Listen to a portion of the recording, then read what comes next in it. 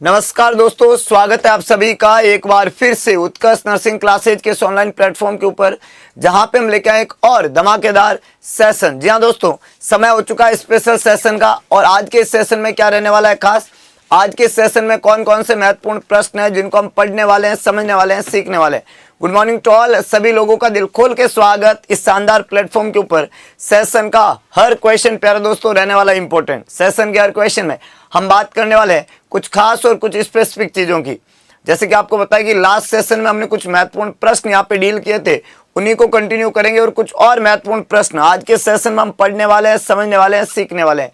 Good morning to all, स्वागत सभी लोगों का। शुरुआत करते एक शानदार सेशन की लास्ट सेशन के लास्ट क्वेश्चन से। जैसा कि हमने आपको बताया, लास्ट सेशन के लास्ट क्वेश्चन में एक प्रश्न यहाँ पे पूछा गया था कि all are the branches of lumbar plexus except one. सारी की सारी लंबार प्लेक्सस की ब्रांचेज है एक को छोड़ के। पहला ऑप्शन आपको दिया गया था इलियो हाइपोगैस्ट्रिक नर्व, दूसरा दिया इलियो इंग्वाइनल नर्व, तीसरा यहाँ पे बोला सब कॉस्टल नर्व और चौथा है obturator nerve. Here is four nerve and we just want to know which of the following is a branch of lumbar plexus except one।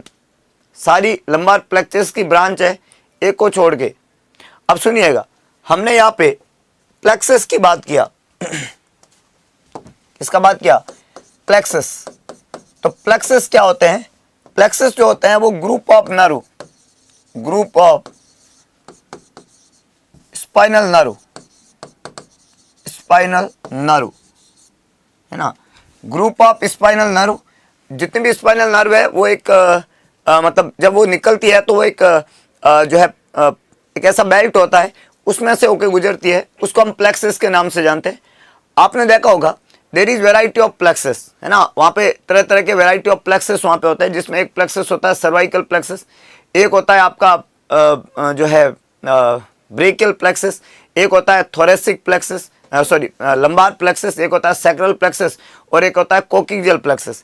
आपको एक बात ध्यान रखना कि थोरेसिक नाम का कोई प्लेक्सस नहीं होता है, थोरेसिक नाम का कोई प्लेक्सस नहीं होता है। कैसे? देखिएगा, सबसे पहले प्लेक्सस की मैं बात करूं, ये टोटल नंबर में कितने होता है तो 5 होते हैं। पहला प्लेक्सस जो होता है इसको मैंने यहाँ पे नाम देना है, वो है आपका सर्वाइकल प्लेक्सस, सर्वाइकल प्लेक्सस। दूसरा प्लेक्सस जो होता है वो आपका होता है one is cervical plexus, one is brachial plexus, brachial plexus. तीसरा यहाँ पे होता है उसको हम नाम देते हैं लंबार प्लेक्सस, लंबार प्लेक्सस। चौथा जो यहाँ पे होता है वो होता है सैक्रल प्लेक्सस, सैक्रल प्लेक्सस। और पांचवा जो होता है इसको हम नाम देते हैं कोक्सियल प्लेक्सस। याद रखना, हम प्लेक्सस की बात कर रहे हैं। प्लेक्सस टोटल नंबर में 5 होते हैं। एक प्लेक्सस को हम सर्वाइकल प्लेक्सस कहते हैं, एक को हम ब्रेकियल कहते हैं, एक को हम लंबार कहते हैं, एक को हम सैक्रल कहते हैं और एक को हम कोक्सियल प्लेक्सस कहते हैं। थोरेसिक नाम का प्लेक्सस नहीं होता। हाँ, थोरेसिक स्पाइनल नर्व होती है लेकिन इसमें कोई प्लेक्सस नहीं होता है। अब इस प्लेक्सस में कौन कौन सी नर्व होती है, सबसे पहले तो ये पता होना चाहिए आपको। तो अगर मैं नर्व की बात करूँ, nerve that contain the plexus, तो अगर मैं सबसे पहले प्लेक्सस की बात करूँ सर्वाइकल प्लेक्सस, तो आपको एग्जाम में पूछा जाए भाई सर्वाइकल प्लेक्सस जो होती है उसमें कौन कौन सी नर्व होती है, तो यहाँ पे आपका जवाब होना चाहिए C1, C2, C3 और C4। ये 4 नर्व मिलकर सर्वाइकल प्लेक्सस बनाती है। और सर्वाइकल प्लेक्सस कहाँ पाया जाता है, तो यहाँ पे आपकी स्टर्नोक्लीडोमास्टोइड मसल होती है उसके नीचे की तरफ। तो बेनिथ और बिहाइंड द स्टर्नोक्लीडोमास्टोइड मसल। ये जो स्टर्नोक्लीडोमास्टोइड मसल होती है ये नेक की मसल होती है। स्टर्नोक्लीडोमास्टोइड मसल नेक की मसल है और शोल्डर की मसल को ट्रेपेजियस मसल कहता है। और इन दोनों मसल को सप्लाई करने वाली नर्व को क्या नाम देते हैं? Which nerve supply to the sternocleidomastoid muscle and trapezius muscle? Which cranial nerve? accessory, and that is responsible for the neck movement, you all know, है ना। यहाँ पे एक नर्व सप्लाई करती है accessory नर्व, और जो नेक और शोल्डर के मूवमेंट के लिए जिम्मेदार है, आप सभी जानते होंगे। और इसके पीछे की तरफ पाया जाता है ये प्लेक्सस, जिसमें 4 नर्व होती है C1, C2, C3 और C4। याद रखना, ये चारों नर्व जो है वो रेस्पिरेशन के लिए बहुत जरूरी है। आपका ये जो नर्व है C4, ये फ्रेनिक नर्व है और फ्रेनिक नर्व जो होती है, फ्रेनिक नर्व डायफ्राम को सप्लाई करती है। और डायफ्राम जो होता है वो एक मेजर इंस्पिरेटरी मसल है, और अगर डायफ्राम फेल तो रेस्पिरेशन फेल। तो ये प्लेक्सस इतना ज़्यादा असेंशियल है क्योंकि इससे रेस्पिरेशन का प्रोसेस चलता है। That is first plexus, that is cervical. Cervical के बाद में दूसरा प्लेक्सस आपको पूछा जाए तो वो होता है ब्रेकियल प्लेक्सस। कौन सा प्लेक्सस? Brachial plexus. आप सभी जानते हैं ब्रेकियल प्लेक्सस जो होता है इसमें बहुत सारी इंपॉर्टेंट बातें जो एग्जाम में इसको लेके पूछी जाती है। पहले इसमें कौन कौन सी नर्व है, तो C5 से लेके C6 है, C7 है, C8 है और T1 है। ये 5 नर्व मिलके क्या बनाती है? ब्रेकियल प्लेक्सस बनाती है। C5 है, C6 है, C7 है, C8 है और T1 है। अब ये जो 5 नर्व मिलके ब्रेकियल प्लेक्सस बनाती है तो कहाँ पाया जाता है? तो बिहाइंड द क्लेविकल, या आप कह सकते हैं बिहाइंड इंटरनल जुगुलर वैन या सब क्लेवियन वैन, ऐसे लिख दो आप। बिहाइंड और below the subclavian vein और क्लेविकल बोन, इसके नीचे की तरफ पाया जाता है ब्रेकियल प्लेक्सस। ब्रेकियल प्लेक्सस जो होता है, इस ब्रेकियल प्लेक्सस का जो है मेन हम काम देखें, मतलब इसका मेन फंक्शन क्या है, तो ये अपने एक्सट्रीमिटीज को सप्लाई करता है। ये जितनी भी नर्व है ये सारी की सारी इस हैंड के अंदर जाती है, और अगर इसका प्रॉब्लम हो, इसका कंप्रेशन हो, तो एक प्रॉब्लम होती है यहाँ पे ब्रेकियल पाल्सी। छोटे बच्चे के अंदर अगर वहाँ पे क्लेविकल का फ्रैक्चर हो जाए, शोल्डर की जब डिलीवरी होती है ना, तो बहुत ज़्यादा कॉमन है ब्रेकियल पाल्सी होना। और उसमें आपने देखा होगा 2 तरह की पाल्सी बहुत कॉमन है। ये ब्रेकियल प्लेक्सस का ही पंगा है, जिसमें 2 होती है, इरप्स पाल्सी और क्लमकीज पाल्सी। इरप्स और क्लमकीज पाल्सी जो है ये ब्रेकियल प्लेक्सस से रिलेटेड ही है। और वो जो रामू काका है वो भी यहीं पे है। रेडियल है, अल्नर है, एक्सिलरी है, मीडियन है, ये सभी नर्व जो होती है वो भी यही नर्व है C5 से लेकर T1 तक। और अगर इरप्स पाल्सी होती है तो यहाँ पे डैमेज होता है C5 और C6। इरप्स पाल्सी है तो यहाँ डैमेज है C5 और C6। क्लम की पाल्सी है तो C7, C8 और T1। ये पर्टिकुलर नर्व में कंप्रेशन की वजह से होने वाले प्लेक्सस है। एक है इरप्स पाल्सी, एक है क्लम की पाल्सी, ब्रेकियल प्लेक्सस, और एक हो गया सर्वाइकल प्लेक्सस। 2 तरह के प्लेक्सस आपको यहाँ पे ध्यान रखने हैं जो बहुत ही इंपॉर्टेंट है। अब ब्रेकियल के बाद में यहाँ पे एक और जो महत्वपूर्ण बात मैं पहले भी बता चुका हूँ कि थोरेसिक नाम का कोई प्लेक्सस नहीं होता है। तो तीसरा प्लेक्सस जो बनता है वही है lumbar plexus. Yes my dear friend, तीसरा जो होता है वो होता है लंबार प्लेक्सस। एक इंपॉर्टेंट बात थी कि जो C1 नर्व थी, C1, C2, C3, C4, C5, C6, C7, C8 और T1 तक तो इन 2 प्लेक्सस का पार्ट बन गई। लेकिन इसके बाद में अब T2 से लेके, याद रखना बहुत मजेदार बात है, T2 से लेके T12 तक ये कितनी होती है? 11 जोड़ी होती है, 11 पेयर्स। जो स्पाइनल नर्व होती है ये कोई भी प्लेक्सस नहीं बनाती है। ये स्पाइनल नर्व जो होती है ये विदाउट प्लेक्सस होती है, विदाउट प्लेक्सस। ये कोई भी प्लेक्सस नहीं बनाती है और ये फ्रीली सप्लाई करती है इंटरकॉस्टल स्पेस में।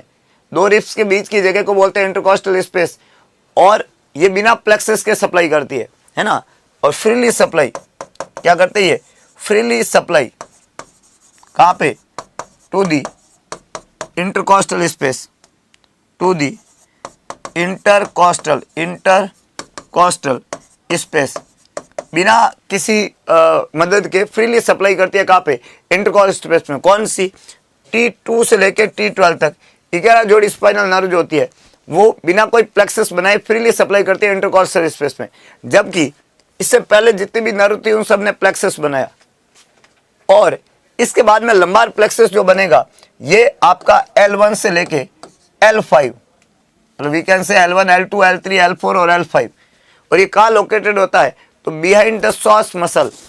कौन सी muscle? Behind the psoas muscle, behind the psoas muscle. Psoas muscle के पीछे की तरफ पाया जाता है और क्या करता है? फ्रीली सप्लाई करता है इंटरकॉस्टल स्पेस में, सॉरी लंबार प्लेक्सस ये, और ये फ्रीली सप्लाई करती है इंटरकॉस्टल स्पेस को T2 टू T12। अब सवाल ने ये बोला है कि ये जो लंबार प्लेक्सस है, ये जो लंबार प्लेक्सस बनता है ये जो लंबार प्लेक्सस बनता है जिसकी अभी हमने बात की, इसके अंदर कौन कौन सी नर्व आएगी, तो लंबार प्लेक्सस में मान लो यहाँ पे ये निकल रहा है प्लेक्सस, तो यहाँ से ऐसे नर्व फाइबर निकलेंगे, ऐसे नर्व फाइबर निकलेंगे लंबार प्लेक्सस में। और ये L1 लेवल है, L2 है, बेसिकली लास्ट पार्ट जो रहता है वो T12 है, T12 के बाद में L1 है, L2 है, L3 है, L4 है, L5 है, ये लंबार प्लेक्सस का पार्ट रहती है। लंबार प्लेक्सस में सभी ब्रांच है एक को छोड़ के, तो ये जो T12 है, ये T12 के बाद में यहाँ पे एक ब्रांच आती है जो इसके साथ में साइमल्टेनियस चलती है। इस ब्रांच को नाम देते हैं इलियो हाइपोगैस्ट्रिक नर्व। तो ये पार्ट है लंबार प्लेक्सस का, इलियो हाइपोगैस्ट्रिक नर्व। इसके अलावा एक नर्व जो है यहाँ पे पार्ट बनती है ना, इस नर्व को हम नाम देते हैं इलियो इन्ग्वाइनल नर्व। तो लंबार प्लेक्सस का पार्ट एक तो इलियो हाइपोगैस्ट्रिक नर्व है, इलियो हाइपोगैस्ट्रिक नर्व है। एक लंबार प्लेक्सस का पार्ट है इलियो इन्ग्वाइनल नर्व, इलियो इन्ग्वाइनल नर्व, ये लंबार प्लेक्सस का पार्ट है। और एक ये जो लास्ट वाली ये जो नर्व है यहाँ पे ये आती है ऑब्टूरेटर नर्व, ऑब्टूरेटर नर्व, ये भी लंबार प्लेक्सस का पार्ट है। तो इलियो हाइपोगैस्ट्रिक नर्व, इलियो इन्ग्वाइनल नर्व और ऑब्टूरेटर नर्व लंबार प्लेक्सस में आता है। कौन कौन है, T12, L1, L2, L3, L4 और L5। T12 तो इसका पार्ट नहीं है, L1 से L5 इसका पार्ट है। और T12 जो है वो फ्रीली सप्लाई करते हैं, ऐसा हमने वहां पे पढ़ा है ना, वो इंटरकोस्टल स्पेस में जाएगा। तो ये जो इंटरकोस्टल है या जो सबकोस्टल नर्व है ये लंबार प्लेक्सस का पार्ट नहीं है। एक्सेप्ट का क्वेश्चन था, कौन सा लंबार प्लेक्सस का पार्ट नहीं बनेगा, तो subcostal nerve is not a part of lumbar plexus, rest all are the part of lumbar plexus. So here are five type of plexus, and first is cervical, that is very important. Brachial is one of the important, and lumbar plexus is important. Lumbar के बाद में एक plexus होता है उसको sacral बोलते हैं और एक को कॉक्सियल बोलते हैं, है ना। एक प्लेक्सस जो होता है वो तो हमने बोला था सैक्रल और एक को हमने बोला था कॉक्सियल। क्या बोला, कॉक्सियल बोला, कॉक्सियल। ये जो सैक्रल प्लेक्सस है और ये कॉक्सियल है, इस सैक्रल में आपने देखा होगा S1, S2, S3 और सम पार्ट ऑफ S4, है ना। कौन सा होता है, सम पार्ट, हल्का पार्ट, थोड़ा part, some part of S4। और ये पाया कहाँ जाता है, behind the piriformis muscle, behind the piriformis, piriformis जो है ना, वो मसल के पीछे की तरफ पाया जाता है। और ये जो कॉक्सियल प्लेक्सस है ये S4 का रिमेनिंग पार्ट, S5 और C1, है ना, रिमेनिंग पार्ट ऑफ S4, थोड़ा पार्ट, एक part of S4, mainly S5 और C1, ये तीनों नर्व मिलकर क्या बनाती है, कॉक्सियल प्लेक्सस। और ये कहाँ पाया जाता है, ये भी पाया जाता है behind the piriformis muscle, behind the piriformis muscle, piriformis muscle, piriformis muscle के पीछे की तरफ पाया जाता है।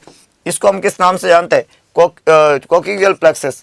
और एक कौन सा हो गया, sacral plexus. It is also present behind the piriformis muscle. प्यारे दोस्तों समझ में आई कहानी, आसान है, पांचों प्लेक्सस याद रह जाएंगे।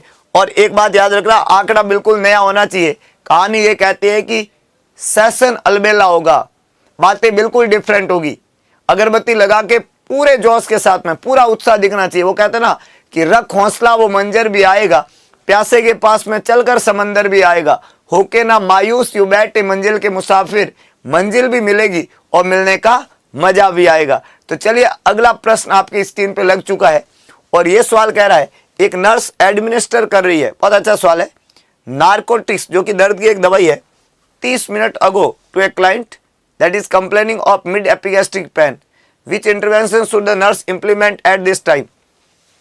Position the client in a semi-fowler position, turn on the radio to soft soothing music, administer 30 ml of an antacid orally and assess the client's pain relief at this time. चार बातें हैं, which is correct one? बहुत interesting question है, सभी लोगों को जवाब लिखना है। हमने पूछ लिया कि आपने एडमिनिस्टर किया एक नारकोटिक्स मेडिकेशन 30 मिनट पहले एक मरीज को जो कंप्लेन कर रहा था मिड एपिगैस्ट्रिक पेन, कौन सा इंटरवेंशन एज ए नर्स आप इंप्लीमेंट करेंगे इस समय 30 मिनट पहले। याद रखना 30 मिनट्स अगो जो है, 30 मिनट्स अगो आपने मरीज को एक नारकोटिक्स ड्रग दिया था, दर्द की दवाई दिया था, नाम है उसका नारकोटिक्स जो कि ओपियोइड्स ग्रुप की दवाई आती है, या आपने 30 मिनट पहले मरीज को दे दिया और देने के बाद में अब आप मरीज को असेस कर रहे हैं पेन के लिए। तो सवाल ये कह रहा है कि जब आप मरीज को पेन के लिए असेस कर रहे हैं तो क्या आपका इंपॉर्टेंट असेसमेंट फाइंडिंग यहाँ पे मरीज में रहेगा? क्या चीज आप चेक करेंगे? समय दिया हुआ है, दर्द की दवाई का नाम दिया है, नाम है इसका नारकोटिक्स, दवाई का नाम दिया नारकोटिक्स। नारकोटिक्स जो होता है वो ओपोइड एनाल्जेसिक्स होता है, ओपोइड्स एनाल्जेसिक होता है। अब यहाँ पे जो आपके दिमाग में सबसे पहले जो आएगा वो आएगा कि क्या 30 मिनट में, क्योंकि समय 30 मिनट ही दिया हुआ है, क्या 30 मिनट में नारकोटिक्स दवाई का इफेक्ट आता है? या फिर हम वहाँ पे पोजीशन देंगे मरीज को सेमी फाउलर कि भाई अब दवाई का टॉक्सिक इफेक्ट हो गया वो साइड, या मरीज को टर्न कर देंगे, टर्न ऑन द रेडियो चालू कर देंगे और हल्का फुल्का गाना सुनाएंगे अब उसको कि 30 मिनट बाद में थोड़ा गाना बजेगा तो मरीज को और ज़्यादा अच्छा आराम आएगा। और एक लिखा हुआ है कि मरीज में 30 ml एंटासिड ओरली दे देंगे, क्योंकि 30 मिनट बाद में एंटासिड देने से अल्सर के पेन में, एपिगैस्ट्रिक पेन में ज़्यादा आराम आता है। क्या इन चारों बातों में आपको कोई बात अलग तरह की लगी? और लास्ट ऑप्शन है कि we have assessed the client's pain relief at this time.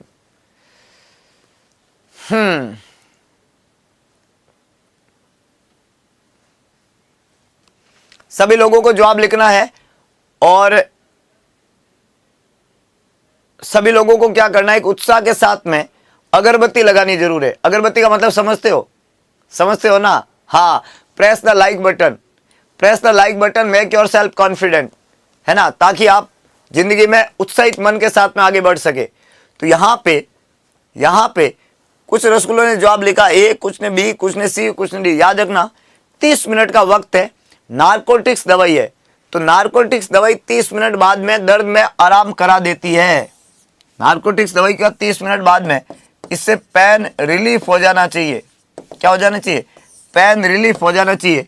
तो हम यहाँ पे मरीज में क्या असेस करेंगे कि भाई दर्द में आराम आया या नहीं आया। नारकोटिक्स एनाल्जेसिक्स जब किसी मरीज को हम लगाते हैं तो आधे घंटे के बाद में दर्द में रिलीफ आ जाना चाहिए, दवाई का इफेक्ट होता है ये। और अगर दर्द में आराम आया तो दवाई का इफेक्ट हो गया, नहीं आया तो कुछ और इंतजाम करना पड़ेगा, क्योंकि इसका नॉर्मली इफेक्ट 30 मिनट में आ जाता है। मरीज को एंटासिड देंगे, आपकी मर्जी, एंटासिड दे दो, आपकी मर्जी। मरीज को यहाँ पे सॉफ्ट सूथिंग म्यूजिक बजाएंगे, दैट इज आपकी मर्जी आल्सो। और मरीज को सेमी फाउलर पोजीशन देंगे, दैट इज आपकी मर्जी, कि उसको सांस में दिक्कत हो रही है तो ये पोजीशन भी एक्सेप्टेबल है। लेकिन यहाँ पे सबसे इंपॉर्टेंट पॉइंट है वो है कि we have to assess the pain relief at this time. दर्द की दवाई का हम असर चेक करेंगे, 30 मिनट में इसका असर आ जाता है। अगला प्रश्न आपकी स्क्रीन पे, बहुत ही बढ़िया सवाल कह रहा है, 30 साल की एक लेडी है और इस लेडी को ब्लियोफेरोस्पाज्म हुआ है, लिड एडिमा हुआ है और रेड आई हो गई है। ये तीनों कंडीशन आई से संबंधित है ना। आंख आना कहते हैं इसको नॉर्मली। आंख में थोड़ी सूजन है, थोड़ा आईलिड जो है उसमें सूजन है और आंख एकदम लाल हो चुकी है। तो सवाल ये कह रहा है कि कौन सा प्रॉब्लम है, ये फंगल अल्सर है, बैक्टीरियल अल्सर है, अल्सर सेरपेनस है या herpes सिम्प्लेक्स हो गया है। आंख के ये जो 3 सिम्टम है,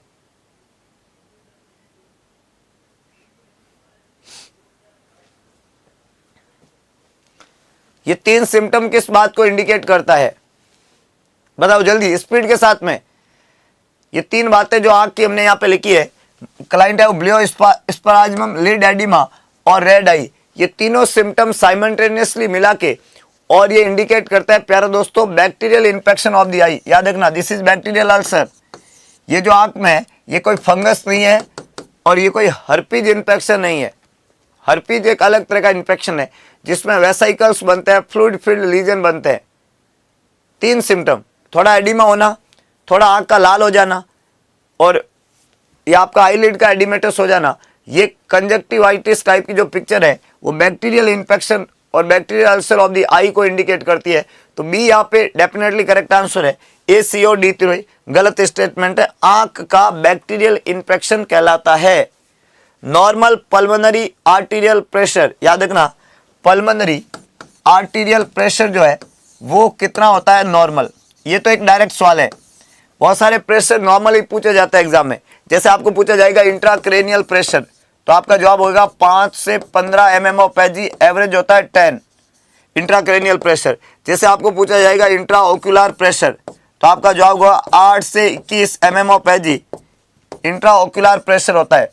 आपको पूछा जाएगा जो है ब्लड प्रेशर, तो आपका होगा 120-80 mm ऑफ एजी जो है वो ब्लड प्रेशर होता है। आपको पूछा जाएगा मीन आर्टीरियल प्रेशर, तो आपका जवाब होगा 93.33 mm ऑफ एजी जो है वो मीन आर्टीरियल प्रेशर होता है।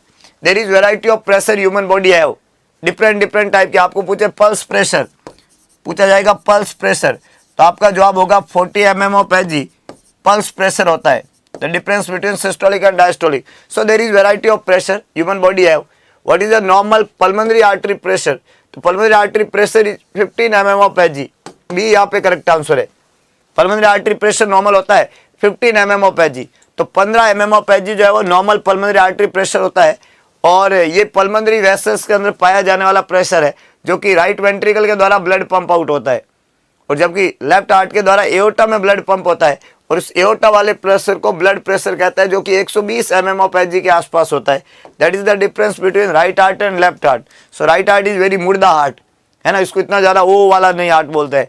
राइट हार्ट कोई हार्ट होता है, हार्ट हो तो लेफ्ट हार्ट है ना, वो एक इंपॉर्टेंट बात है। अगला प्रश्न सिनेरियो बेस का क्वेश्चन है, बड़ा मजेदार है, थोड़ा दिमाग को घुमाएगा और दिमाग में चक्री पैदा करेगा। जिन्होंने अगरबत्ती लगा रखी है उनको समझ में जल्दी आएगा, तो जिन्होंने नहीं लगाई है तुरंत लगाए।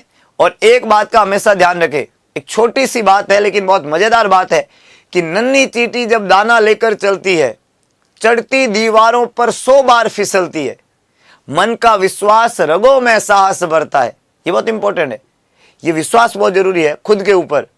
चढ़कर गिरना और गिरकर चढ़ना कभी नहीं करता है, आखिर उसकी मेहनत बेकार नहीं होती, कोशिश करने वाले की कभी हार नहीं होती। सेंट्रल वीनस प्रेशर जो होता है, सेंट्रल वीनस प्रेशर, ये नॉर्मल होता है 3 से 8 mm ऑफ एचजी, जो ज्यादा इंपॉर्टेंट नहीं है। सेंटीमीटर ऑफ H2O एग्जाम में पूछा जाता है, जो 8 से 12 होता है ना, 8 से 12 सेंटीमीटर H2O होता है। 3 से 8 तो होता है mm ऑफ एजी में, और सेंटीमीटर ऑफ H2O में होता है 8 से 12। ये क्या है, ये है आपका सेंट्रल वीनस प्रेशर, सीवीपी बोलते हैं इसको। तो नॉर्मल सेंट्रल वीनस प्रेशर कितना होता है, तो ये इसकी नॉर्मल रीडिंग होती है। इतनी बात समझ में आई, क्लियर है। अगला प्रश्न, क्लाइंट डायग्नोस हुआ है stage 4 infected pressure ulcer on the coccyx is schedule for a fecal diversion operation. The nurse knows that client teaching has been effective when the client make which statement.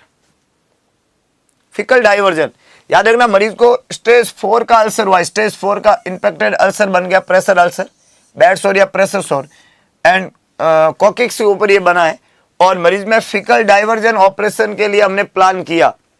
तो इनमें से कौन सा teaching effective है जब आप मरीज को इसके बारे में बता रहे हो। पहला है, ये जो सर्जरी करते हैं इसके बारे में लिखा है, ये जो सर्जरी होती है उसमें हम एक स्किन फ्लैप लेते हैं वुंड को कवर करने के लिए। दूसरा, ये जो सर्जरी होती है उसमें हम all the old black tissue जो होता है आउट ऑफ द वुंड से सारे ब्लैक टिश्यू हटा देते हैं। तीसरा, ये जो सर्जरी होती है it is important to allow oxygen to get to the tissue for healing, oxygen देते हैं खूब सारी ताकि इश्यू हील हो जाए। और चौथा, ये जो सर्जरी होती है stool will come out and opening in my abdomen so it would not get in the wound. एक पेट पे ओपनिंग बनाएंगे, स्टूल वहां से आएगा ताकि वो वुंड के ऊपर स्टूल ना जाए। ऐसा चौथा ऑप्शन लिखा हुआ है। 4 ऑप्शन है, मरीज को बेड सोर या प्रेशर सोर हुआ है, और बेड सोर और प्रेशर सोर के मरीज में स्टेज 4 का बेड सोर है, इन्फेक्टेड प्रेशर अल्सर है, कॉकिक्स वाली जगह पे हो रखा है। क्या तरीका है और ये सर्जरी कौन सी बात हो रही है, समझ में आ गया सवाल, ऑप्शन समझ में आ गए। अब आपका दिमाग क्या कहता है, कौन सा जवाब होना चाहिए। क्या बेड सोर और प्रेशर सोर के अंदर आप यहाँ पे ओपनिंग बनाते हैं एब्डोमेन के ऊपर, क्या आप एक ओपनिंग क्रिएट करते हैं जहां से स्टूल बाहर आता है एब्डोमेन पे, जो डी और आंसर सभी बच्चे लिख रहे हैं। एक ऑप्शन लिखा हुआ है कि आप वहां पे हीलिंग के लिए बहुत ज्यादा ऑक्सीजन देंगे। एक ऑप्शन लिखा हुआ है कि आप ब्लैक टिश्यू जो है वुंड के साइड पे जो है ओल्ड ब्लैक टिश्यू जो है उनको हटाएंगे। और एक बोला जा रहा है कि आप एक स्किन का फ्लैग लेंगे और उससे वुंड को कवर कर लेंगे। तो cover the wound, remove the black necrotizing tissue and one of the important option is oxygen देना, और वन इज की वहां पे एक ओपनिंग बनाना, वहां से अब बाहर आएगा stool. What is the correct answer? Bed सोर के 4 स्टेज होते हैं, आपको पता होना चाहिए। स्टेज 1 का जो बेड सोर होता है, बेड सोर कहाँ होता है, तो जितने भी आपका जो है बोनी प्रोमिनेंट एरिया होता है वहां पे बेड सोर होता है। लगातार constant capillary pressure 32 mm of Hg के ज्यादा रहने की वजह से होता है। इसके कुछ खास कारण होते हैं। उसमें पहला जो बेड सोर का टाइप होता है, उसमें स्किन इंटैक्ट होती है ना। बेड सोर के जो 4 स्टेज होते हैं, एक एग्जाम में जरूर सवाल बनता है। पहचानने का बहुत आसान तरीका है कि जो स्टेज 1 का बेड सोर होता है, इसमें जो स्किन होती है सिर्फ ओनली एपिडर्मिस इन्वॉल्व होती है, ओनली एपिडर्मिस इन्वॉल्व है। और ये जो एपिडर्मिस इन्वॉल्व है, ये एपिडर्मिस जो होती है वो बोनी प्रोमिनेंट एरिया की होगी, और जो स्किन होती है वो कैसा होता है, एकदम एरिथमेटस स्किन होगा। तो यहाँ पे स्किन जो होता है वो कैसा होता है, एरिथमेटस स्किन, एरिथमेटस स्किन होगा। तो सिर्फ एपिडर्मिस इन्वॉल्व होती है और एरिथमेटस स्किन वहां पे देखने को मिलता है। रेड एरिथमा होता है, जो बोनी प्रोमिनेंट एरिया है वहां पे एक रेड एरिथमा है, एरिथमेटस स्किन इसको कहते हैं। दूसरा जो होता है सेकंड, वो होता है स्टेज 2। स्टेज 2 जो होता है, स्टेज 2, इस स्टेज 2 के अंदर एपिडर्मिस और डर्मिस दोनों इन्वॉल्व होती है। एपिडर्मिस प्लस डर्मिस, ये स्किन की दोनों लेयर जो है वो इन्वॉल्व हो जाती है, और स्किन जो है अनइंटैक्ट हो जाती है। अनइंटैक्ट स्किन, अनइंटैक्ट स्किन का मतलब है स्किन वहां से हट जाती है, स्किन हट जाती है। इसको स्टेज 2 का बेड सोर कहते हैं। और जब बेड सोर अपने जो ये बहुत क्लासिक है कि एक के ऊपर स्किन कवर्ड है, एक में स्किन हट गई है, तो आप पहचान सकते हो कि कौन सा स्टेज 1 का बेड सोर है और कौन सा स्टेज 2 का बेड सोर है। जब मैं स्टेज 3 में एंटर करता हूँ, बेड सोर की जब स्टेज 3 में एंटर करते हैं, तो स्टेज 3 के बेड सोर के अंदर जो बेड सोर वाली साइट होती है वहां पे ब्लैक नेक्रोटाइजिंग टिश्यू बन जाते हैं। स्टेज 3 के बेड सोर में वहां पे मरीज में क्या बन जाता है, ब्लैक नेक्रोटाइजिंग टिश्यू। तो यहाँ पे क्या होता है, epidermis plus dermis plus subcutaneous layer, ये तीनों लेयर इन्वॉल्व हो जाती है। एपिडर्मिस भी है, डर्मिस भी है और सबक्यूटेनियस लेयर भी इन्वॉल्व हो गई है। और वहां पे क्या बन गया, वहां पे बन गया black necrotizing tissue, black necrotizing tissue वहां पे बन जाता है, टिश्यू। इनको हम इश्चर कहते हैं, इश्चर। और आपने देखा होगा इन इश्चर की वजह से कंप्रेशन भी होता है, और वहां पे एक टनलिंग जैसा हो जाता है, एक खड्डा बन जाता है गहरा। लेकिन यहाँ पे इंपॉर्टेंट बात है, मसल और बोन इन्वॉल्व नहीं होती है स्टेज 3 में। और जब बेड सोर स्टेज 4 में चला जाता है, बेड सोर किस में चला जाता है, स्टेज 4 में चला जाता है, तो स्टेज 4 के बेड सोर के अंदर वहां पे आपका ये 3 चीज तो है ही, ये 3 मतलब एपिडर्मिस, डर्मिस और सबक्यूटेनियस तो है ही। साथ में कौन इन्वॉल्व हो जाता है, मसल एंड बोन, मसल और बोन इन्वॉल्व हो जाती है। तो जब मसल और बोन इन्वॉल्व हो जाती है तो इसको बेड सोर को स्टेज 4 का बेड सोर कहते हैं। So there is variety of bed sore, stage 1, stage 2, stage 3 और स्टेज 4। स्टेज 1 का बेड सोर ओनली एपिडर्मिस और एरिथमेटस स्किन, एपिडर्मिस और dermis unintact skin, epidermis dermis subcutaneous layer और मसल और बोन का इन्वॉल्वमेंट। जब मसल और बोन इन्वॉल्व हो गई है, बेड सोर स्टेज 4 में चला गया है, बेड सोर प्रेशर सोर जो है, और ये मरीज को हमने शेड्यूल कर दिया कि साहब आपको फिकल डाइवर्जन बनाना पड़ेगा। इसका मतलब वो बेड सोर बार बार इन्फेक्टेड होता है। जब भी मरीज स्टूल करता है तो कभी भी घाव भरने की संभावना बन ही नहीं रही है वहां पे, और घाव भरने की पूरी संभावना वहां पे खत्म ही हो गई है। तो हम घाव को भरवाना चाहते हैं, और अगर घाव को भराना है तो आपको फिकल मैटर का डाइवर्जन क्रिएट करना पड़ेगा, जिसमें एक कॉलन के अंदर ओपनिंग क्रिएट करके कोलोस्टमी बना देते हैं। तो यहाँ पे जो पहला इंपॉर्टेंट एस्पेक्ट है वो ये है कि ये नहीं है कि वहां पे एक फ्लैप से कवर कर देंगे वुंड को, या ये नहीं है कि वहां पे हम ओल्ड ब्लैक टिश्यू को हटाते हैं, या ये भी नहीं है कि हम हाइपरबैरिक ऑक्सीजन देते हैं। हालांकि ये बेड सोर के भरने के तरीके होते हैं कि आप फ्लैप से कवर कर लो, या वहां पे मरीज में नेक्रोसिस जो टिश्यू है उसका डेब्राइडमेंट कर दो, या ये भी तरीका है कि आप हाइपरबैरिक ऑक्सीजन दो। लेकिन यहाँ पे जो इंपॉर्टेंट वर्ड है वह है प्यारे दोस्तों डाइवर्जन, फिकल डाइवर्जन। और उसके लिए आपको क्या कराना पड़ेगा, एक ये स्टोमा क्रिएट करना पड़ेगा, स्टोमा, एक ओपनिंग क्रिएट करना पड़ेगा एब्डोमेन में, और उस ओपनिंग से स्टूल बाहर आए, ये काम हम वहां पे करेंगे। एक ओपनिंग क्रिएट करेंगे और उस ओपनिंग से स्टूल बाहर आए, ये काम वहां पे किया जाएगा। इसको हम बोलते हैं stool will come out an opening in my abdomen so it wouldn't get in the wound, ये वुंड के अंदर ना जाए स्टूल। ये काम हम वहां पे करेंगे। That is the one of the important aspect. तो यहाँ पे करेक्ट आंसर डी बनेगा। ए, बी और सी तीनों ही गलत स्टेटमेंट है। यह हमारा पहला तरीका रहेगा कि स्टूल जो है वो किस में से बाहर आए, उस स्टोमा से बाहर आए, उस डाइवर्जन में से बाहर आए। वहां पे एक ओपनिंग क्रिएट करेंगे हम, ये वहां पे देखने को मिलेगा। क्लियर है? कहानी पानी की तरह क्लियर होगी, क्रिस्टल क्लियर कंसेप्ट है। अगला प्रश्न आपकी स्क्रीन पे, और यह फोटो आपको इमेज दिया गया है और आपको बोला गया है कि कौन सा डायग्नोसिस लगता है आपको। इस फोटो को देख के आपको प्रीलिम के अंदर छोटे छोटे पिक्चर्स मिलने की पूरी संभावना है, और उस पिक्चर को पहचानना आपकी प्रायोरिटी पे रहेगा। पहचानने के लिए आपको एक अच्छा दिमाग यूज करना पड़ेगा। पिक्चर आपके देखी हुई है, ये आपका मायने करेगा। तो यहाँ पे लिखा हुआ है which of the following is likely diagnosis, asbestosis, pneumonia, silicosis या एबीपीए। ये जो फोटो है इसको देखने के बाद में आपको क्या लगता है? बहुत ही क्लियर कट पिक्चर है, बहुत ही क्लियर कट पिक्चर है। और अगर हम इस फोटो को देखें तो बहुत ही सिंपल सी कंसेप्ट है कि ये सिलिकोसिस का फोटो है। आप देखो कि मधुमक्खी के छत्ते की तरह हो गया पूरा फेफड़ा, ऐसा लगता है जगह जगह छेद हो गए और दुनिया भर के छेद हो गए। इसको सिलिकोसिस वाला लंग्स कहते हैं। This is a classical picture of silicosis my dear friend. This is not pneumonia. Pneumonia ऐसा नहीं होता। निमोनिया के अंदर एक कॉमन जगह पे, कॉमन साइड के ऊपर एकदम व्हाइट पैचेज बन जाता बड़ा सा, है ना। अगर मरीज के किसी लंग्स के एक कॉमन जगह पे ऐसे बड़ा सा व्हाइट पैचेज बन गया है तो ये निमोनिया के नाम से जानते हैं, कंसोलिडेशन कहते हैं उसको, जिसमें फेफड़े का एक हिस्सा जो है वहां पे पूरा जो है ऐसे हम कहते हैं कि ये यहाँ पे निमोनिया हो गया है, बाकी हिस्सा एकदम ब्लैकिश रहता है। यहाँ पे ऐसा नहीं है, यहाँ पे लंग्स का शैडो पूरा है, लेकिन एकदम मधुमक्खी के छत्ते की तरह हो गया वो। ये सिलिका डस्ट की वजह से होता है और इस बीमारी को हम नाम देते हैं सिलिकोसिस। सिलिकोसिस ज्यादातर जो माइंस में काम करते हैं मरीज, उनमें होने की रिस्क ज्यादा होती है। This is known as silicosis. तो one of the important picture that is what is silicosis, that is silicosis. अगला प्रश्न है यहाँ पे, सेमी एसेंशियल अमीनो एसिड कौन सा होता है?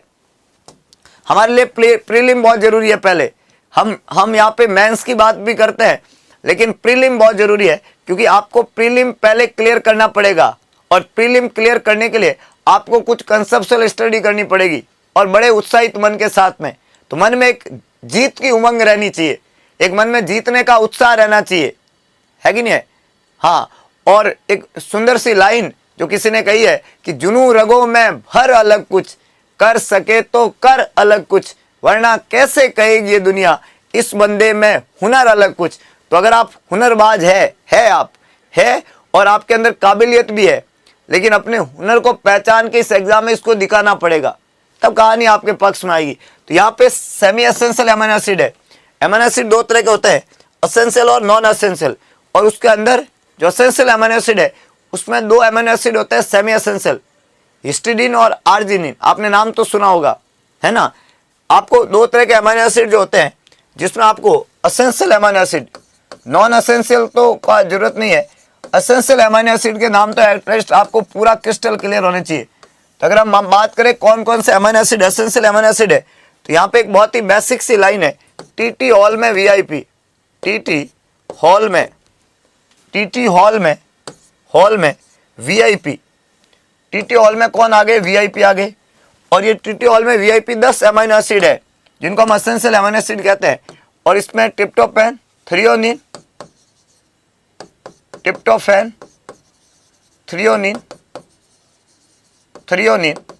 Histidine, arginine, histidine, tryptophan, arginine. Arginine और हिस्टिडीन ये दो हो गए सेमी एसेंशियल। और ल्यूसिन और लाइसिन, मैथियोनिन, वेलिन,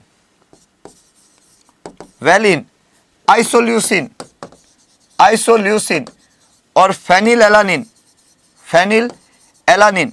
आपको याद रखना इस लाइन को, ये एसेंशियल अमीनो एसिड है। याद रखने का बहुत आसान तरीका है, टीटी हॉल में वीआईपी, इसमें ट्रिप्टोफैन है, थ्रियोनिन है, हिस्टिडीन है, आर्जिनिन है।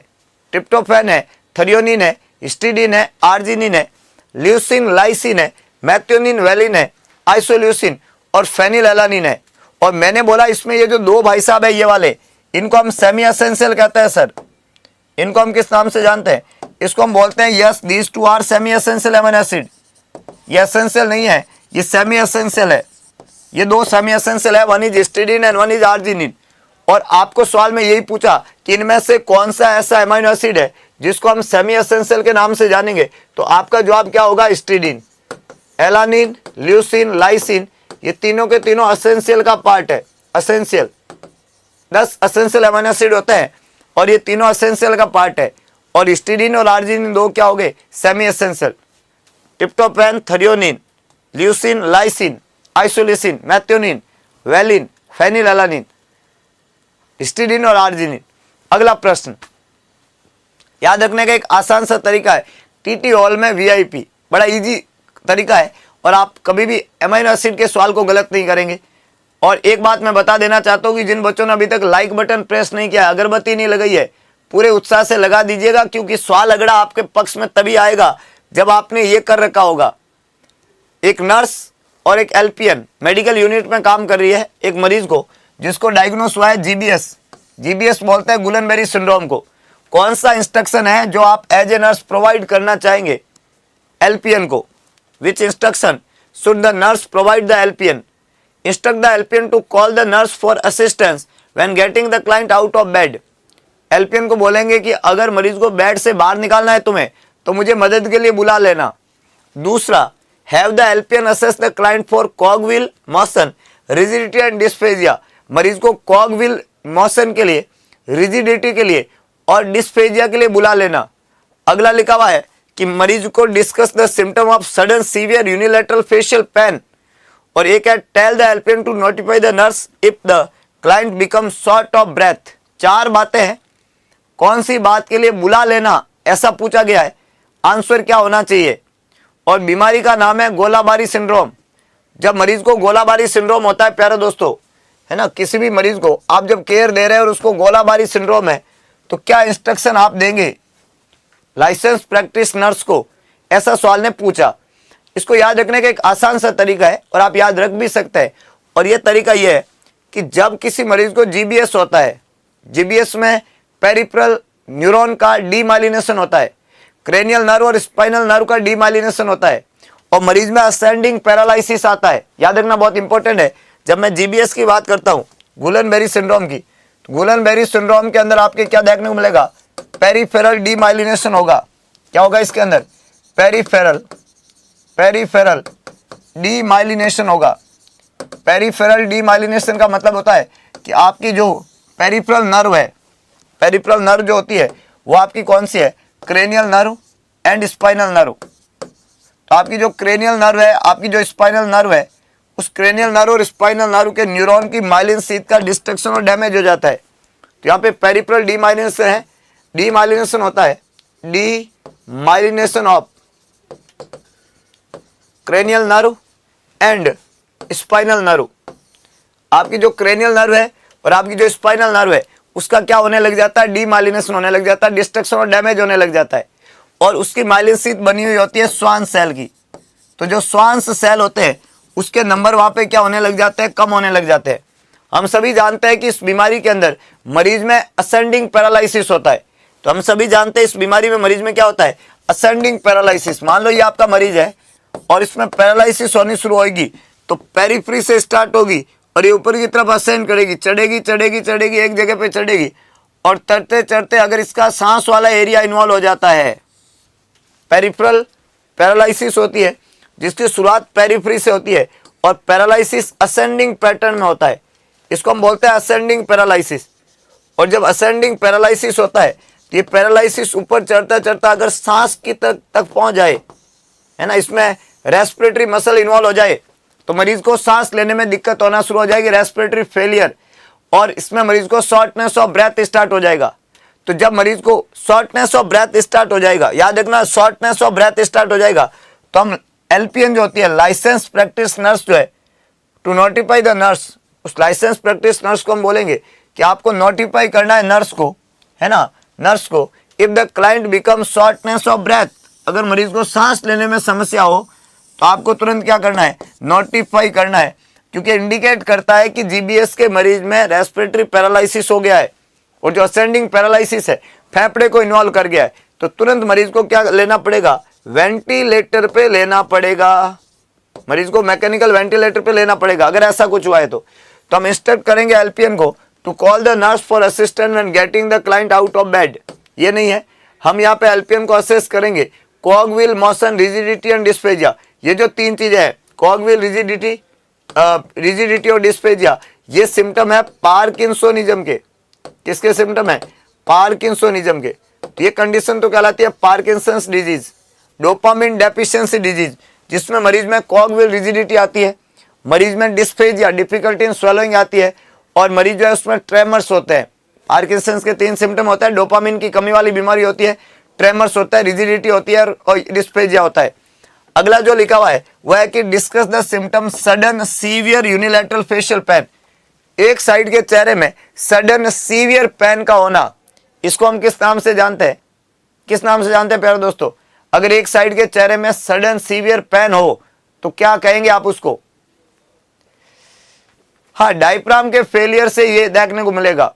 गुरुजी आज टेस्ट सीबीटी होगा या ओएमआर, जैसा भी होगा लाले पहुंच जाना, जब पहुंचेगा तो पता चल जाएगा। अगर टेस्ट देना हो तो, और नहीं देना हो तो घर पे ही है, सीबीटी और ओएमआर दोनों ही, तो इतना दिमाग नहीं लगाते हैं। टेस्ट जो भी है, सीबीटी होगा या ओएमआर होगा, हमारे पास में दोनों सुविधा अवेलेबल है, हमारा मन करेगा वो कराएंगे। आप तो पहुंच जाना पूरे उत्साह के साथ में।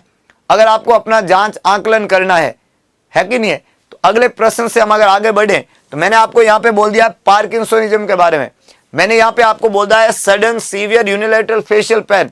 एक साइड के चेहरे में अगर सडन सीवियर पेन होता है, इसको हम बोलते हैं ट्राइजेमाइनल न्यूरेल्जिया। इसको हम क्या बोलते हैं? Trigeminal neuralgia, TGN, trigeminal neuralgia. इसको बेल्स पाल्सी नहीं कहते लाले। बेल्स पाल्सी जो होता है ना, वो अस्मिका होता है कि एक साइड के चेहरे में पैरालाइसिस। फेशियल पाल्सी में पैरालाइसिस होता है, पेन नहीं होता है। पेन होता है ट्राइजेमाइनल न्यूरेल्जिया में, है ना। पैरालाइसिस अलग है, पेन अलग है। यहाँ पे हमने पेन वर्ड यूज किया। भाई जिन्होंने गलत लिखा है उन्होंने अगरबत्ती नहीं लगाई है, 100% श्योर हूं मैं। अगरबत्ती का मतलब समझते हो? अगरबत्ती का मतलब होता है प्रेस द लाइक बटन। और जो बच्चा बिना अगरबत्ती लगाए सेशन स्टार्ट करता है, रामचंद्र की जब हम प्रार्थना शुरू करते हैं तो पहले अगरबत्ती लगाते हैं। पता है आपको क्यों होता है? ऐसा क्यों करता है? इससे हम पूर्ण विश्वास, आप मंदिर जाते हो ना, तो मंदिर में अगरबत्ती लेके जाते हो साथ में, ऐसे ही जाते हो कि हाँ भाई आ गए हैं, वापस निकल जाना, अगरबत्ती दे के आओ मंदिर में, अगरबत्ती दे के आओ, प्रसाद चढ़ा के आओ, तभी तो रामचंद्र खुश होगा, तभी तो विश्वास पैदा होता है। तो आपका अगरबत्ती ये निशानी है कि 100% विश्वास करते हैं हम तुम्हारे ऊपर, अयोध्या के राजकुमार। तो ये बहुत इंपॉर्टेंट एस्पेक्ट है कि आप यहाँ पे पूरे उत्साह के साथ में जुड़े, और तभी आपके ये जवाब गलत होने बंद हो जाएंगे कि आप ट्राइजेमिनल न्यूरेल्जिया और फेशियल पाल्सी में अंतर नहीं समझ पा रहे हो। ये दोनों अंतर बहुत जरूरी है। यूनिलैटरल फेशियल पेन होना ये अलग कंसेप्ट है, और यूनिलैटरल फेशियल पाल्सी होना ये अलग कंडीशन है। पाल्सी होती है 7th क्रेनियल नर्व से, और पेन जो होता है ना, ये 5th क्रेनियल नर्व से होता है। 5th क्रेनियल नर्व जो है वो ट्राइजेमिनल नर्व है, तो इसको हम टीजीएन कहते हैं, ट्राइजेमिनल न्यूरेल्जिया कहते हैं। समझ लो बात को, ये बहुत इंपॉर्टेंट है। तो ऑप्शन बी और ऑप्शन सी ये दोनों तो बिल्कुल ही गलत थे, क्योंकि पार्किंसोनिज्म में होता है या ट्राइजेमिनल न्यूरेल्जिया में होता है। ऑप्शन ए और डी में हम देखें तो जो रिपोर्टेबल चीज है, जो चीज आप मरीज में आपने देखी और आपने कहा कि तुरंत जो है आप ऐसा इंस्ट्रक्ट करेंगे उसको, तो जो रिपोर्टेबल चीज है वो यही है कि अगर मरीज को सांस में दिक्कत हो रही है तो तुरंत उसका ध्यान रखना। मेन यही है, मुद्दे की बात यही है ना। तो ये ऑप्शन डी यहाँ पे करेक्ट आंसर है। बी सी ए तीनों ही गलत स्टेटमेंट है। और बीमारी का नाम दिया हमने Guillain Barre syndrome, that is one of the important disease. And ये एक इमेज बेस्ड का क्वेश्चन है। ब्लड स्मीयर हमने चेक किया पेशेंट का G6PD का, तो G6PD जो है वो सॉज होगा होले जोली बॉडीज के रूप में, हेंज बॉडीज के रूप में, कैबोट रिंग के रूप में, पेल्गर हुईड एनोमली के रूप में। मतलब एक थोड़ा सा हटके सवाल है कि जब हम GBS की बात करें, तो जब हम G6PD की बात करें तो वहां पे आपको इमेज के अंदर, फोटो के अंदर क्या देखने को मिलेगा? Howell Jolly bodies, Heinz body, Cabot ring और पेल्गर हुएट एनोमली। ये एक डायरेक्ट इमेज है।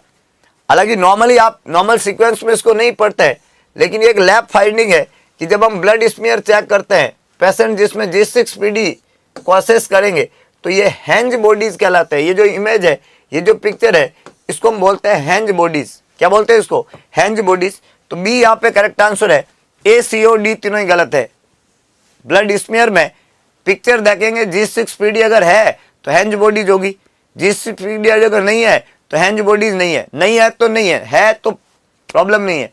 तो ये G6PD की डेफिशिएंसी के बारे में असेस किया जाता है। अगला प्रश्न है, ऑटोग्राफ्ट किसको कहते हैं, एक्यूट ग्राफ्ट रिजेक्शन किसको कहते हैं।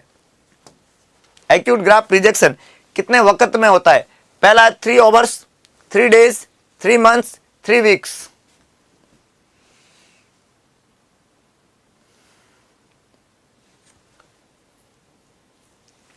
ग्राफ्ट रिजेक्शन के टाइप तो आपने पढ़े होंगे, हाइपर एक्यूट, एक्यूट और क्रॉनिक रिजेक्शन, बहुत कॉमन है ये। ग्राफ्ट रिजेक्शन आपने पढ़े होंगे। ग्राफ्ट रिजेक्शन में कौन कौन से रिजेक्शन होता है। ग्राफ्ट रिजेक्शन जैसे आपने मरीज में रीनल ट्रांसप्लांट किया और ट्रांसप्लांट करते हैं तो ये बाहर से दिया जाने वाला एक ग्राफ्ट है। ग्राफ्ट जो होता है ना, वो ग्राफ्ट ऑटो हो सकता है, आइसो हो सकता है, होमो हो सकता है, हेटेरो हो सकता है, अलग अलग तरह के ग्राफ्ट होते हैं। ये जो अलग अलग तरह के ग्राफ्ट है, जिसमें ज्यादातर जैसे रीनल ट्रांसप्लांट हुआ तो या तो वो आइसोग्राफ्ट था, या वो आपका होमोग्राफ्ट था, या वो हेटेरोग्राफ्ट था। मैंने बोला आइसो जो होता है उसमें आपका जो जिसका आपका किडनी लिया वो आपका कोई आइडेंटिकल ट्विन होगा। होमो कोई भी आपका रिलेटिव होगा, मतलब ह्यूमन बीइंग से सेम स्पेसीज है। और हेटेरो का मतलब होता है एनिमल स्पेसीज से आपने लिया। तो ज़्यादातर केसेज में हम होमोग्राफ्ट यूज़ करते हैं और रिजेक्शन के चांसेज होते हैं। हालांकि रिजेक्शन को प्रिवेंट करने के लिए एंटी रिजेक्शन ड्रग देते हैं। एंटी रिजेक्शन ड्रग जो होती है वो इम्यूनोसप्रेसेंट होती है, इम्यूनोसप्रेसेंट। और इम्यूनोसप्रेसेंट एजेंट के अंदर आपने देखा होगा वहाँ पे काम में लिया जाता है ना, अलग अलग तरह का साइक्लोस्पोरिन और है ना मेथोट्रेक्सेट और बहुत सारे इम्यूनोसप्रेसिव एजेंट है। अब मुझे ग्राफ्ट रिजेक्शन को प्रिवेंट करना है, तो रिजेक्शन को प्रिवेंट करने के लिए मैंने ग्राफ्ट लगाने से पहले ही इनको काम में लिया जाता है इम्यूनोसप्रेसिव एजेंट। उसके बावजूद भी हमारी बॉडी ग्राफ्ट करते ही ग्राफ्ट को लात मार देती है। ये लात मारने का प्रोसेस 3 तरह का होता है। एक होता है हाइपर एक्यूट, एक होता है हाइपर एक्यूट, एक रिजेक्शन होता है एक्यूट रिजेक्शन, और एक होता है chronic rejection. Have you any idea तीनों रिजेक्शन कब कब होते हैं? 3 तरह के रिजेक्शन है। एक हमको क्या बोलते हैं, हाइपर एक्यूट, एक होता है एक्यूट और एक होता है क्रॉनिक। तो तीनों रिजेक्शन का टाइम पीरियड क्या होता है, ये सवाल में पूछा गया है। हाइपर एक्यूट, एक्यूट और क्रॉनिक रिजेक्शन। रिजेक्शन को प्रिवेंट करने के लिए रिजेक्शन को प्रिवेंट करने के लिए देते हैं हम जो है एंटी रिजेक्शन ड्रग, जिसको इम्यूनोसप्रेसिव एजेंट कहते हैं। अब हाइपर एक्यूट, एक्यूट और क्रॉनिक रिजेक्शन का समय पीरियड क्या होता है?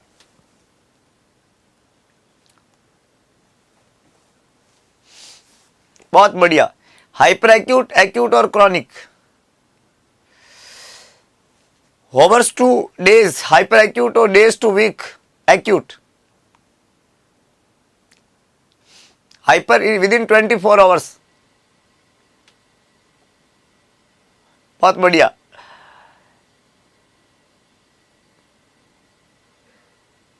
some months to some year, hours acute days, hours days weeks और years, minute acute days weeks और years।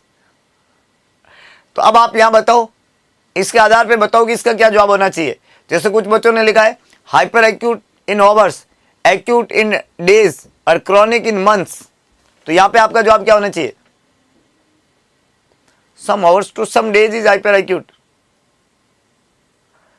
देखो आप, हाइपर एक्यूट का मतलब होता है एक्यूट से भी तेज, इमीडिएट, दिया और देते ही लात मार दिया, हाथों हाथ रिजेक्ट, नया ट्रांसप्लांट करना पड़ेगा क्योंकि एक्सेप्ट ही नहीं हुआ। इसको बोलते हैं विद इन सेकेंड और मिनट्स, है ना। जो रिजेक्शन विद इन सेकेंड हो जाता है, विद इन मिनट्स हो जाता है, पहले ही मिनट में लिया ही नहीं, आपकी बॉडी ने ग्राफ्ट को एक्सेप्ट किया ही नहीं। जब आपकी बॉडी ग्राफ्ट को एक्सेप्ट करती ही नहीं है तो इस प्रोसेस को हम क्या बोलते हैं? हाइपर एक्यूट बोलते हैं। तो हाइपर एक्यूट जो होता है within second, within minute, है ना, it's never accept the graft, है ना। तो within second and minutes, within second and minutes आपने लगाया, ग्राफ्ट लगाया और आपकी बॉडी ने क्या कर दिया? लात मार दिया। Hyper acute. With in second और मिनट, है ना, एकदम सेकेंड और मिनटों में ही ग्राफ्ट को रिजेक्ट कर दिया, ये हाइपर एक्यूट रिजेक्शन है।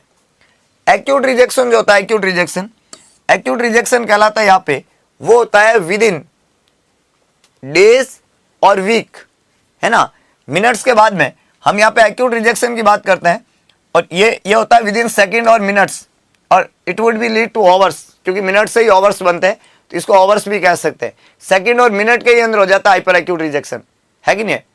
और जो एक्यूट रिजेक्शन होता है वो आपका डेज, है ना, और हॉवर्स, है ना, हम ये भी बोल सकते, उसको हॉवर्स में बोल दो, और ज़्यादातर उसको डेज और वीक में बोलते हैं, डेज और वीक में, है कि नहीं। और मंथ्स और ईयर में बोलेंगे तो क्रॉनिक है, मंथ्स और ईयर्स में बोलेंगे तो क्रॉनिक है।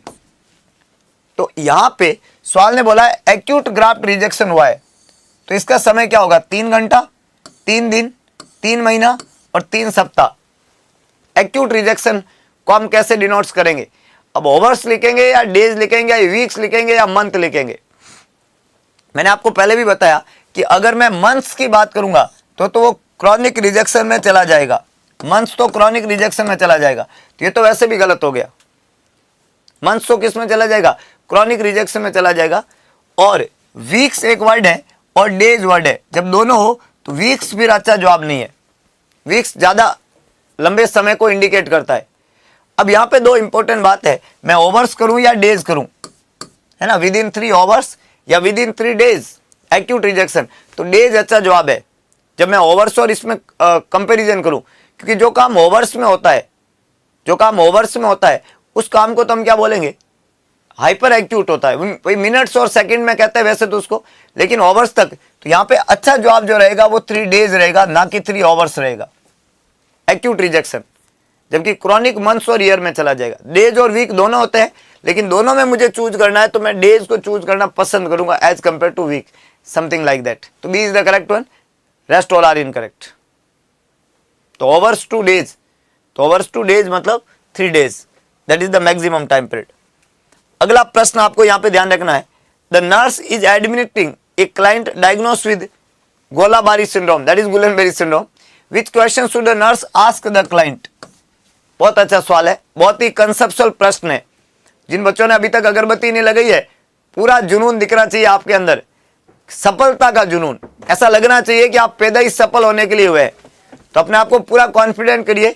सवाल ये कह रहा है कि जीबीएस के साथ में मरीज भर्ती हुआ, जीबीएस का प्रॉब्लम है, और मरीज जो है कौन सा क्वेश्चन नर्स से पूछेगा, did you recently go on a trip to Asia और Africa, have you have a viral illness in the last few weeks, could you have been exposed to GBS where you work, do you have over the counter herbs or vitamins, which is the correct one for GBS। कौन सी बात सत्य है, GBS को लेके कौन सी बात सत्य है, किस तरह का GBS में हिस्ट्री रहेगा, होता ना, जब GBS होता है तो वहाँ पे हम हिस्ट्री लेते हैं, हिस्ट्री, और बच्चों में GBS कॉमन है, और बच्चों में वहाँ पे हिस्ट्री रहता है कोई रेस्पिरेटरी इन्फेक्शन का और कोई GIT इन्फेक्शन का। बच्चे में हमेशा जीबीएस के बच्चे में हिस्ट्री रहेगा कोई रेस्पिरेटरी या जीआईटी के इन्फेक्शन का। तो जब मैं जीबीएस को असेस करता हूँ, रेस्पिरेटरी और जीआईटी के इन्फेक्शन की हिस्ट्री जरूर लूंगा। तो ये एशिया और ट्रिप का कंसेप्ट नहीं है, वहाँ पे हम हिस्ट्री लेंगे वहाँ पे, और किस चीज़ का हिस्ट्री लेंगे, वायरल इन्फेक्शन का, जो कि इसका होगा रेस्पिरेटरी और जीआईटी का। और एक्सपोज वेयर यू वर्क, जहाँ आपने काम किया, तो जीबीएस कोई कम्युनिकेबल बीमारी नहीं है, और ओवर द काउंटर हर्ब्स या विटामिन से जीबीएस नहीं होता है। जीबीएस एक ऑटो इम्यून प्रोसेस है, और जिसकी शुरुआत हमेशा बच्चे में हिस्ट्री होती है रेस्पिरेटरी और जीआईटी के इन्फेक्शन की। तो ये जो रेस्पिरेटरी और जीआईटी का इन्फेक्शन होता है, ये किसके अंदर देखने को मिलता है, बच्चे के अंदर डायरिया के रूप में या निमोनिया के रूप में। इट वुड बी वायरल, ज्यादातर ये क्या होता है, रेस्पिरेटरी और जीआईटी का इन्फेक्शन, वो प्यारे दोस्तों होता है वायरल। कैसा होता है ये, वायरल होता है, वायरल। और ये वायरल एप्स्टेन बर वायरस, सॉरी ये वायरस जो है आरएसवी वायरस हो सकता है, और ये जो वायरस होता है वो आपका कैंपेलोबैक्टर हो सकता है, रोटा वायरस हो सकता है। तो जीआईटी के लिए रोटा और कैंपेलोबैक्टर, और रेस्पिरेटरी के लिए जो आपका आरएसवी वायरस होता है कि नहीं है। तो ये बात आपको ध्यान रखनी है, गुलेनबेरी सिंड्रोम में। बी यहाँ पे करेक्ट आंसर है, ए सी और डी तीनों ही गलत स्टेटमेंट है। बात समझ में आई कि नहीं आई? जिन बच्चों ने अभी तक अगरबत्ती नहीं लगाई उनको तुरंत प्रभाव से लगा देनी चाहिए, क्योंकि कहानी ये कहती है कि आपका जो ज्ञान है उसका वर्धन एक ही तरीके से हो सकता है कि नहीं? और वो है विश्वास। किसके ऊपर? अपने आप के ऊपर पूर्ण विश्वास। ये आपको दिखाना है।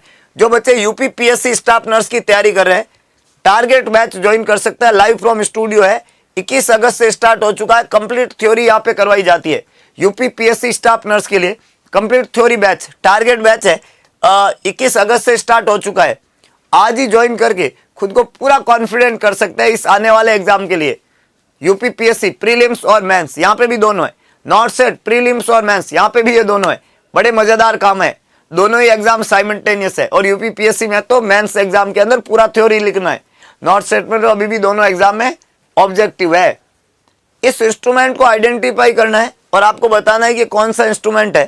पहला बोला जा रहा है कस्को स्पेकुलम है, दूसरा पोस्टीरियर वेजिनल वॉल रिट्रैक्टर है, तीसरा एंटीरियर वेजिनल वॉल रिट्रैक्टर है और चौथा है वल्सेलम। 4 यहाँ पे ऑप्शन दिए हुए हैं। फोटो हमने आपको दिया है, आपको इस फोटो को पहचानना है और पहचान के बताना है कि ये पिक्चर कौन से आर्टिकल्स का है, ये इमेज किसकी है, ये फोटो किसका है। जैसे होता है ना, अगर मैं आपको मेरा फोटो बताऊं तो आप कहोगे हाँ हमने पहचान लिया, इनको। होता कि नहीं होता है? आप किसी का फोटो दिखाए और आप उसको जानते हो, तो इमेज का भी यही कंसेप्ट है कि आपको उसको जानना पड़ेगा, तभी आप उसको पहचान पाएंगे। तो पहचानने का तरीका है, तो ये क्या है, तो इसका जवाब आपको लिखना है। और जवाब प्यारे दोस्तों कहाँ लिखोगे? वीडियो के अंत में कमेंट बॉक्स में लिखोगे। मैं एक महत्वपूर्ण इंफॉर्मेशन के साथ में आज के सेशन को यहाँ पे विराम दूंगा। आज शाम का सेशन ठीक 4:15 बजे होगा। कल सुबह का सेशन 8 बजे ही होगा। कितने बजे होगा? 8 बजे ही होगा। और आज मैं एक इंफॉर्मेशन आपको देने वाला हूँ, north set prelim offline mock test 2023 3 सितंबर को सुबह 10 बजे, यानी कि आज 10 बजे, अभी कितना बजा है? 9, 10 बजे उत्कर्ष के ऑफलाइन सेंटर पे पहुंच जाइए। जोधपुर, जयपुर, इंदौर और प्रयागराज, इन चारों सिटीज में आप जहां पे भी है, आप इन 4 ऑफलाइन सेंटर पे पहुंच सकते हैं और इस मॉक टेस्ट को अपनी तरफ से दे सकते हैं। ये जो मॉक टेस्ट है इन 4 सिटीज में होने वाला है, 3 सितंबर को होने वाला है, सुबह 10 बजे होने वाला है। और ये जो मॉक टेस्ट है, ये ऑफलाइन मॉक टेस्ट रहेगा। नॉर्थ सेट प्रीलिम के एग्जाम के पॉइंट ऑफ व्यू में परीक्षा से पहले ये जांचने का मौका देगा आपको कि आप परीक्षा में सफल होने की कगार पे है या नहीं है। तो सफलता आप ही से शुरू हो, ये इस मॉक टेस्ट के द्वारा डिसाइड होगी। और ये कब डिसाइड होगी? जब आप इस मॉक टेस्ट को पूरे उत्साह के साथ में देंगे, पूरे जोश जुनून और पागलपन के साथ में देंगे। तो स्वागत रहेगा सभी का ऑफलाइन सेंटर के ऊपर, जहां पे भी है, जो भी सेंटर आपके नियर बाय है उस सेंटर पे पहुंच जाइए और बड़े उत्साहित मन के साथ में इस मॉक टेस्ट को दे दीजिए। सेशन को मैं यहीं पे विराम दूंगा। जाने से पहले अगरबत्ती लगाना बिल्कुल ना भूले और अपने आप को हमेशा कॉन्फिडेंट रखे, उत्साहित रखे। और एक बात का ध्यान रखे कि ईश्वर का दिया कभी अल्प नहीं होता, जो टूट जाए वो संकल्प नहीं होता। हार को लक्ष्य से दूर ही रखना मेरे दोस्त, क्योंकि जीत का कोई विकल्प नहीं होता। और सौगंध महादेव की, हम पैदा हुए जीतने के लिए। संकल्प सिर्फ एक है, जब तक तोड़ेंगे नहीं तब तक छोड़ेंगे नहीं। तो मिलते हैं दोबारा एक नए सेशन में कुछ और महत्वपूर्ण प्रश्न लेके। शाम को ठीक 4:15 बजे इंतजार रहेगा। दिल खोल के जुड़िएगा। तब तक के लिए जय हिंद, जय भारत, जय महाकाल।